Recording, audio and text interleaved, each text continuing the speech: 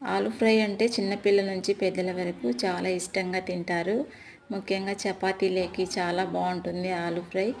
ఇంకా ఈ ఆలు ఫ్రై ఎలా చేసుకోవాలి అనేది ఈ వీడియోలో అయితే చూసేద్దాము. ముందుగా అయితే మనకు కావాల్సిన ఆలుగడ్డలను అయితే తీసుకోవాలి.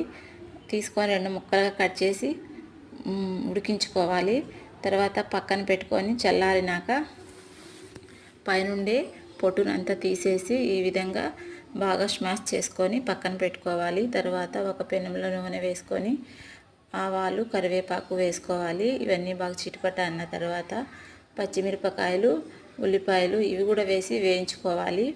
ఇవన్నీ బాగా వేగిన తర్వాత మనం ఉడికించి పెట్టుకున్నాం కదా ఆలును కూడా దీంట్లో వేసుకొని కొంచెం పసుపు వేసుకొని తగినంత ఉప్పు వేసుకొని మనం 1 మినిట్ పాటు ఈ విధంగా అటు ఇటు తిప్పుతూ అంతేనండి ఆలు ఫ్రై.